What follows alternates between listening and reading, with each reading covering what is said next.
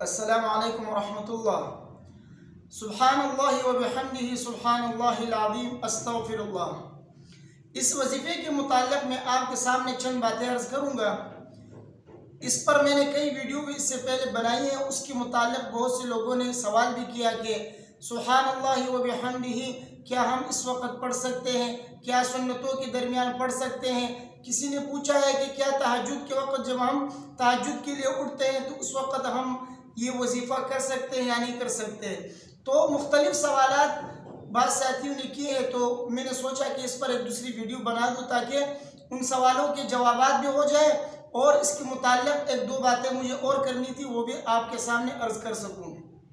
دیکھیے، یہ جو سبحان اللہ و بحمدہ سبحان اللہ العظیم استغفر اللہ ہے، بعض ساتھیوں نے اس کے متعلق یہ سوال کیا ہے کہ کیا ہم تہجد کے وقت یہ وظیفہ پڑھ سکتے ہیں یا نہیں پڑھ سکتے؟ کیونکہ تہجد جو ہے یہ جو ہے صبح صادق سے پہلے پڑھی جاتی ہے، تو اس وقت کیا ہم یہ وظیفہ پڑھ سکتے ہیں یا نہیں پڑھ سکتے ہیں؟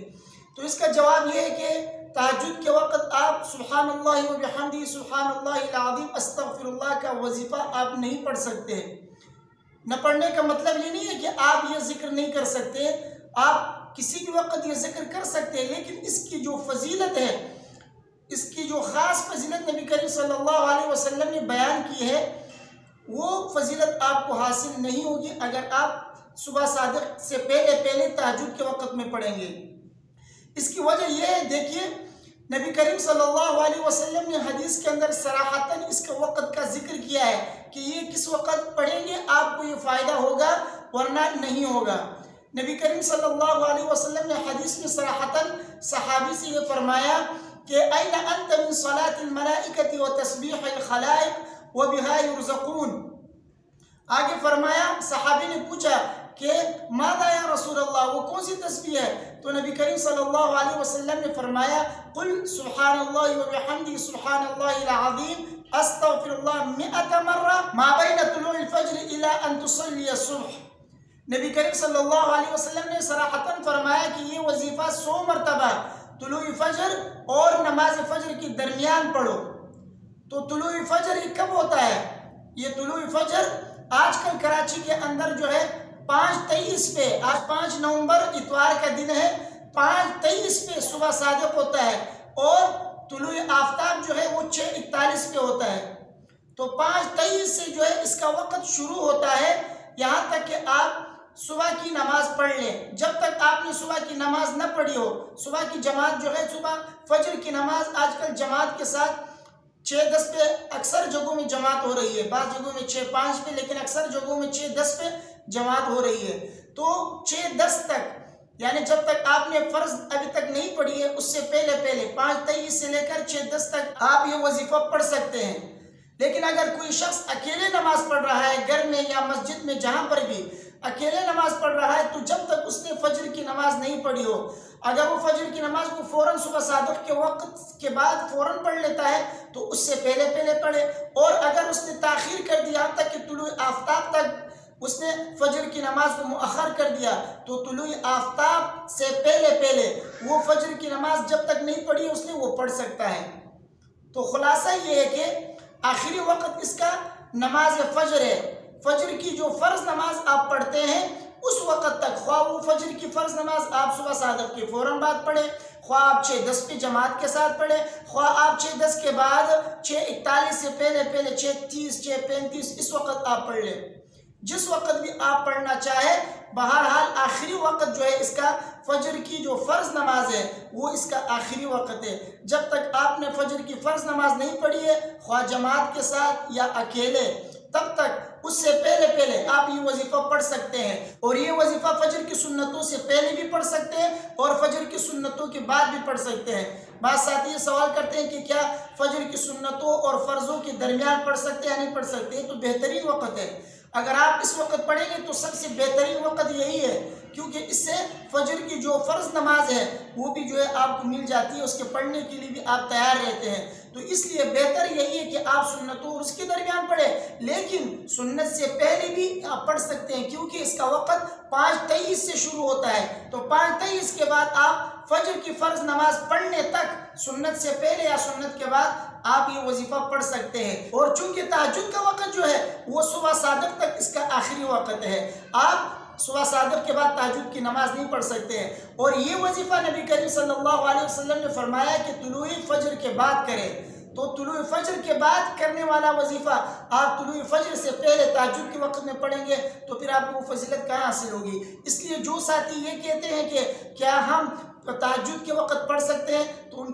کے لیے جواب یہی ہے کہ تہجد کے وقت یہ وظیفہ آپ نہیں کر سکتے، کیونکہ نبی کریم صلی اللہ علیہ وسلم نے اس کا وقت جو ہے طلوع فجر کے بعد بتایا ہے۔ تو 5:23 کے بعد، 5:23 کے بعد جو ہے اس کا وقت شروع ہو جاتا ہے، آپ فجر کی فرض نماز پڑھنے تک جو ہے آپ یہ وظیفہ پڑھ سکتے ہیں۔